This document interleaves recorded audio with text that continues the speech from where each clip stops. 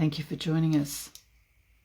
Let's start our day together by bowing down in front of Shri Mataji, raising Kundalini and putting ourselves into Bandhan.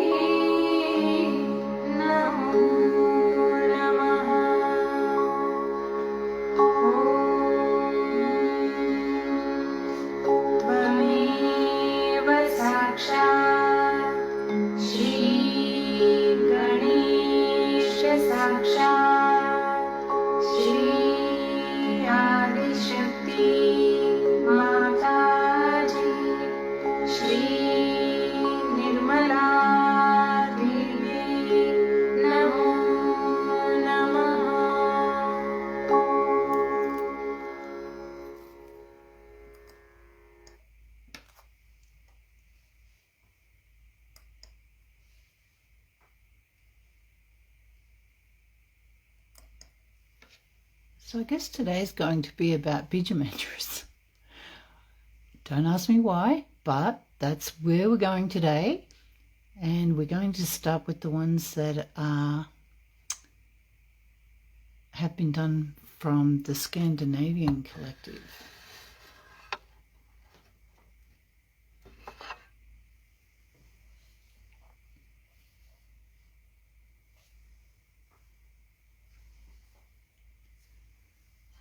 Just checking the volume. I'm hoping you can hear me properly.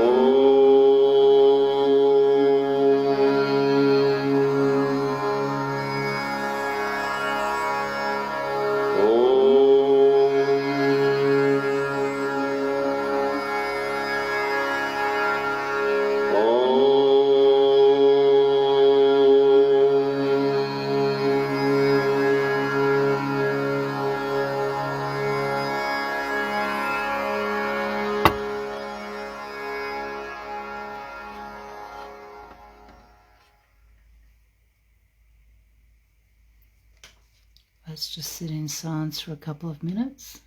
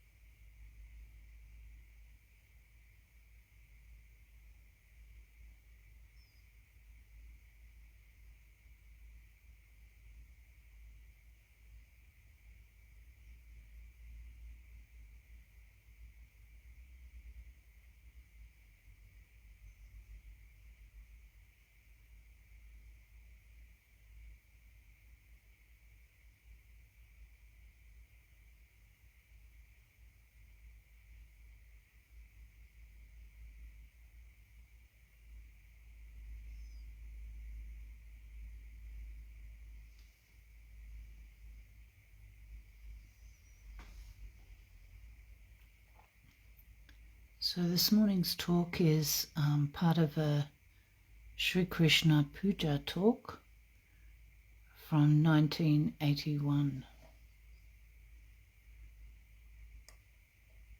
It's a little hard to hear it in places, but we'll just be at Saraswara.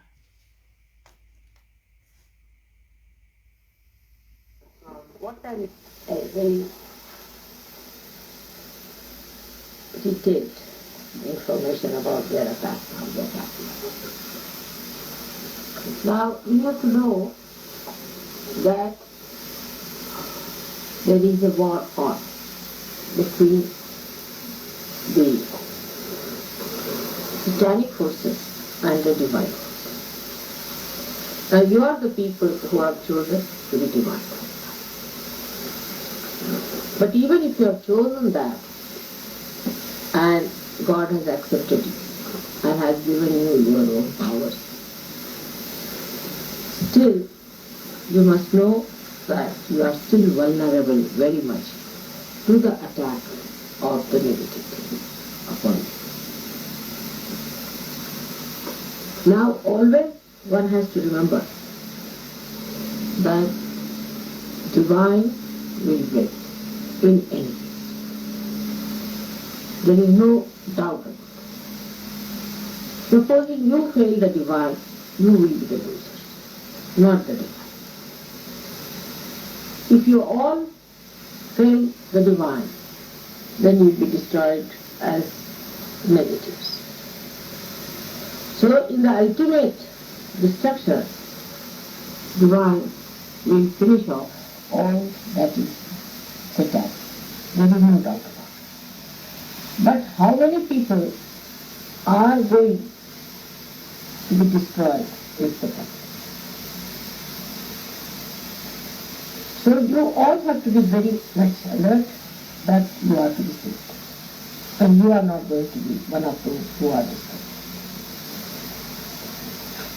The more we say, the better will be our environment.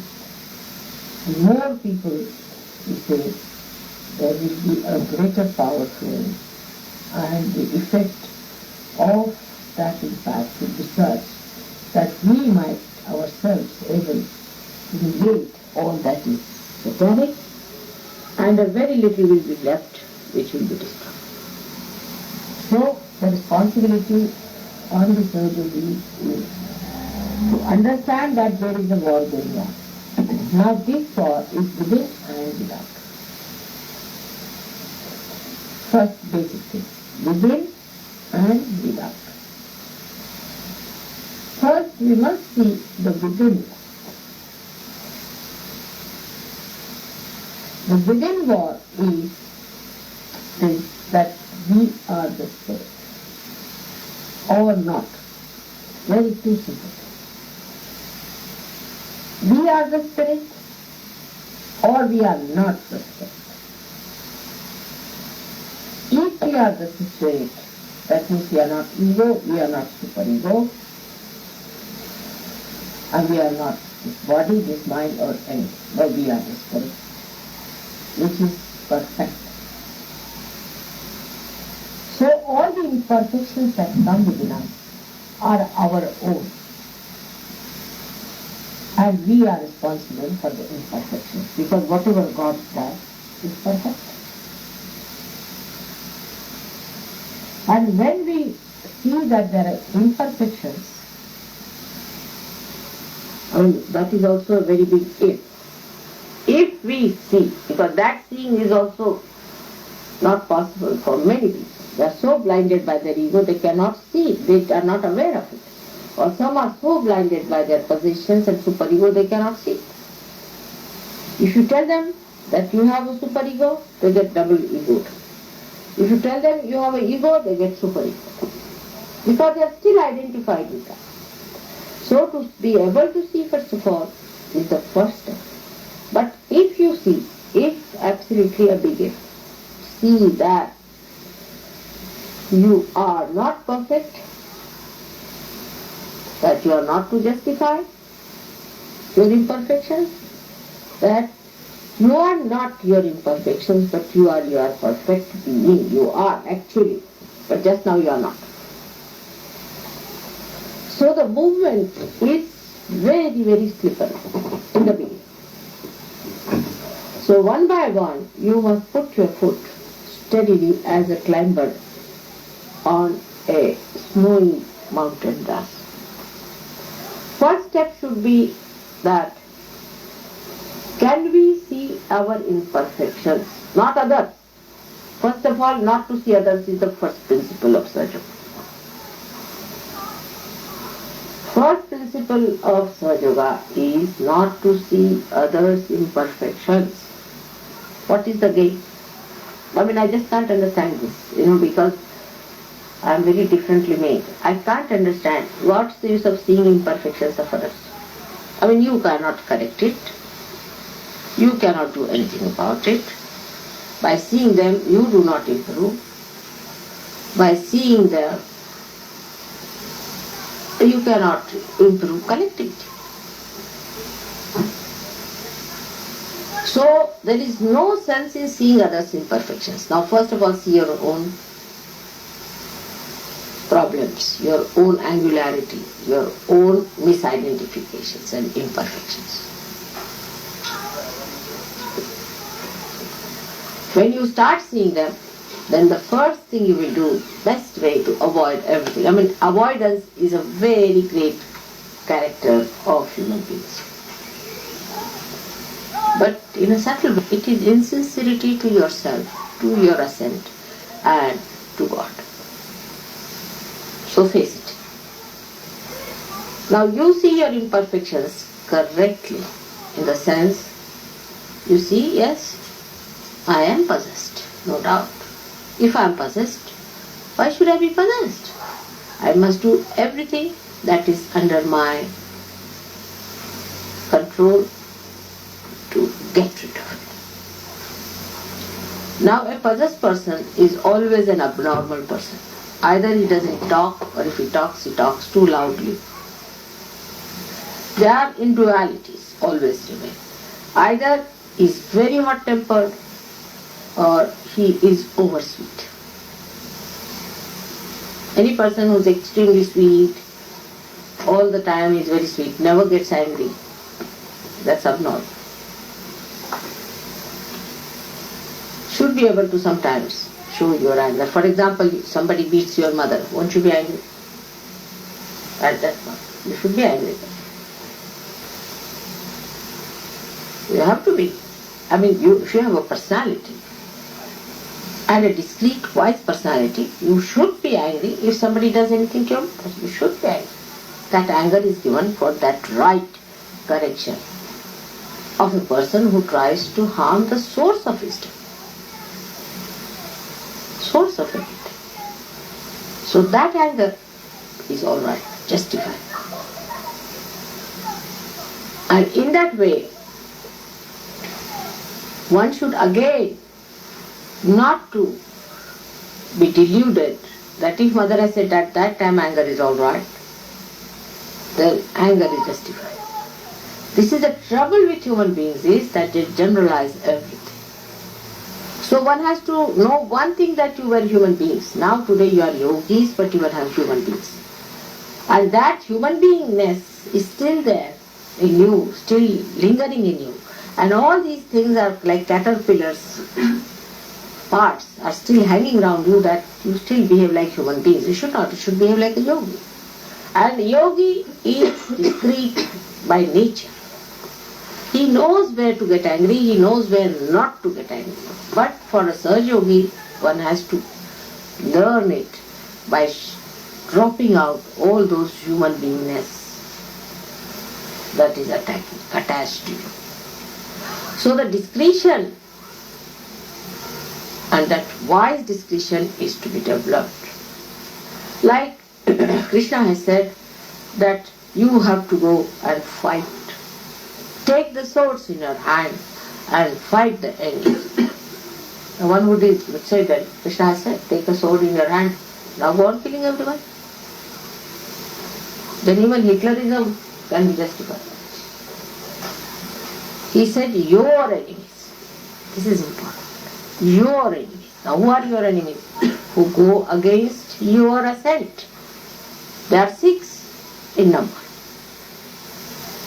One is lust. Lust. Of course, perversions are out of question, but even too much of lust, like you see, too much attachment to husband, too much attachment to wife. But the other side is also there. Running away from sex is another nonsense, you see. That's another sign that you are possessed. Definitely, no doubt. If you are husband and wife, you must have sex life, but a sensible one. And the relationship should be such that it should ultimately culminate into it, and not the way people all the time think of sex. If you think normally of sex, then it's something wrong. Only when you reach a point of that thing, then you should feel it. I mean, that's a normal way. Like when we don't think all the time of water, do we? When we are thirsty, only then we think, isn't it? But those who think about water all the time means you must be having lots of thirsty people within you. That they are asking for water, water, water, water, water. It's a point when you reach, where you feel hungry about it. And there is a sense, there is a way of taking water. How much particularly we are about taking ordinary things like water. It should be from a clean source, whether it is coming from the kitchen or not, we'll first find out. It should be in a clean glass, from a clean person, everything. We are very fussy on that part. I wish we could be the same way fussy about our married lives. That this is something where we put your heart and mind. Are we clean enough? Are we sweet enough? Are we alright? So this is one of the very important attacks I have seen. You marry a person and he's finished in this country. In India it's different. Here if you marry a person, suddenly you find God knows what happens. They all end up into lunatic asylums. I mean, that's a pass for them to drop out. One of the big sieves is marriage in the West. So these sieves are there, so be careful not to drop out of the sieves. And keep your mind upon yourself, judging yourself how we work out. So the first one is kama, is the lust. Second, very important, is krodha. So Krishna has put krodha above kama, is an anger, heated personality. Angry. He thinks that krodha comes even before kama. He was so much against anger. If you are an angry person, take out anger upon yourself. Beat yourself nicely. Best thing is to beat your face. Then you are hurt a little bit. So you remember it to begin with. Then you beat yourself on the ground with shoes every morning. You get angry, alright, have it. Because this heated temperament is a big curse, is your enemy. That gives you a very great weakness against collectivity. You see, a heated man never realizes that he is an angry man. And that's the base of satanic forces. Because they act on you because they are angry with you. They are jealous. Maybe any reason. They are angry with God. The whole base is anger and hatred. So the second point is we should see, have we got anger in us? If you have anger, you cannot enjoy a sunshine, you cannot enjoy a flower, you cannot enjoy anything. Ultimately, you can't even bear yourself. The best way to punish such a person is to put him in a jail, alone. Then he faces himself, then he gets rid of it. That's the best way, I think. That's not the way I can understand. That separate him. Let him put into seclusions. When he goes into seclusion, he'll have to face himself. And then he looks at him, gets angry. And then that anger goes on. See, if you keep with them, with others, you see, then he has a chance to get more angry. Maybe he might grow into his anger more. So the kama, krodha, mother is the third thing. Kama, krodha, mother. Mother is what you call is the pride.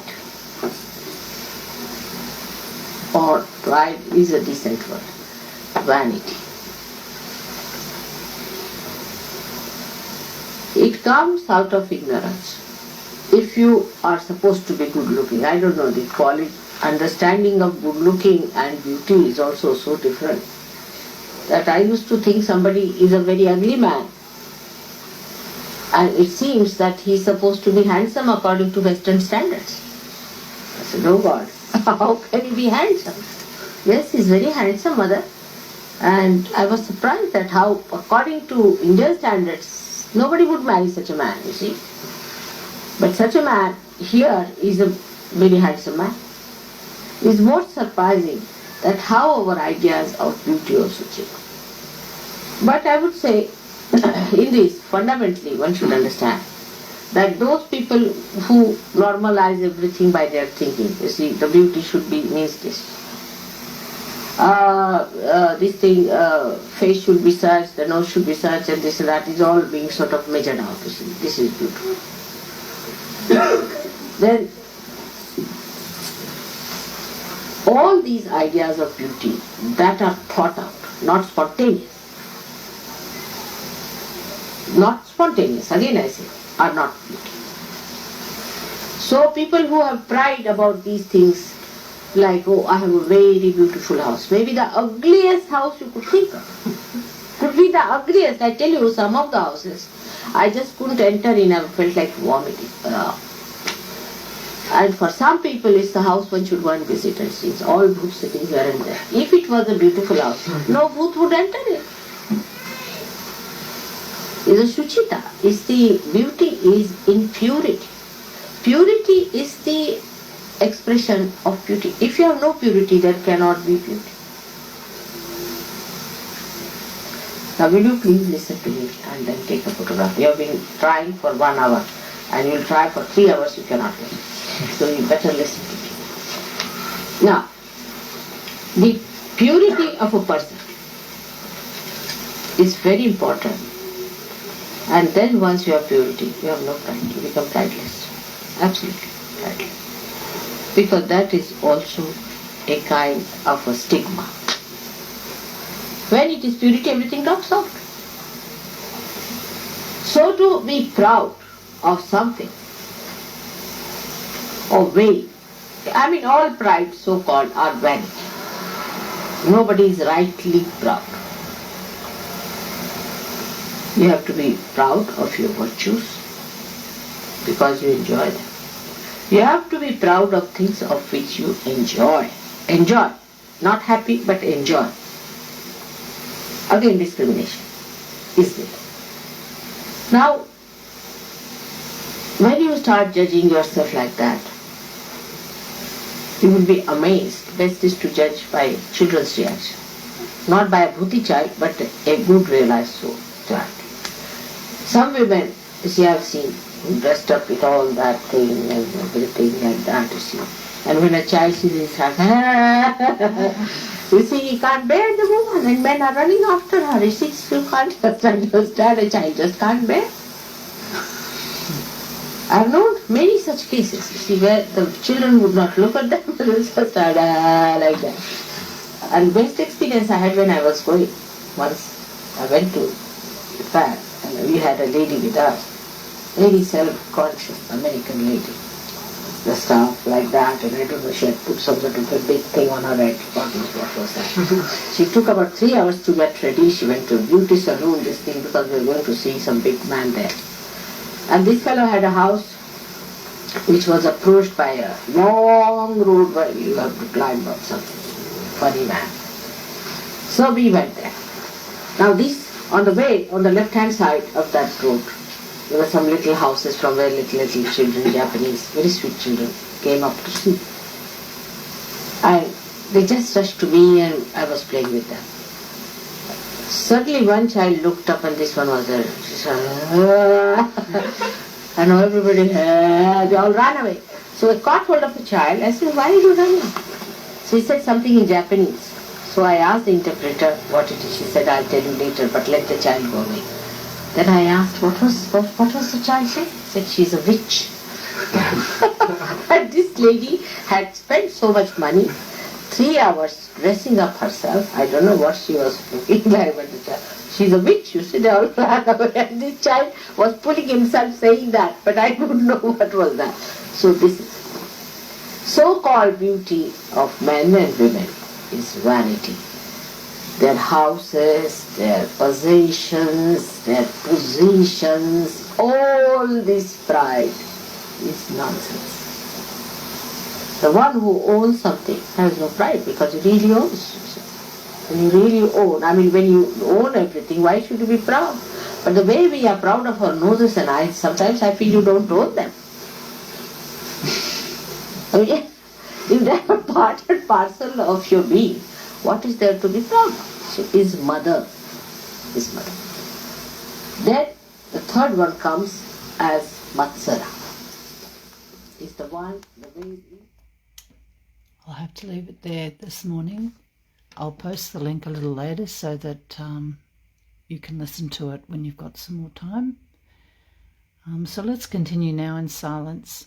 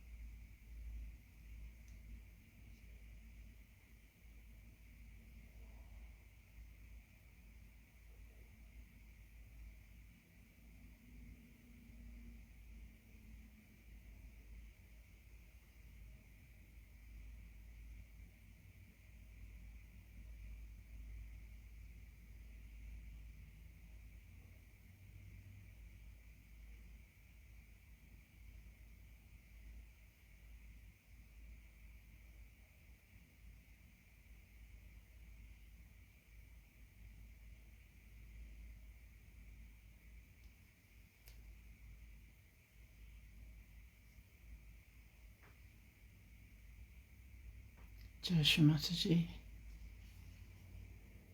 Say the morning prayer. May I this day be what you'd have me be. May I this day say what you'd have me say. May I this day be part and parcel of the whole, and may my thoughts be of a realized soul. May I this day have love for all mankind. Shri Mother, please be in my heart and in my mind. Jai Shri Mataji. Let's say the last verse of the three great mantras. Om Tvameva Sakshat Shri Kalki Sakshat Shri Sahasrara Swamini Moksha Pradayini Mataji Shri Nirmala Devi Namo Namaha.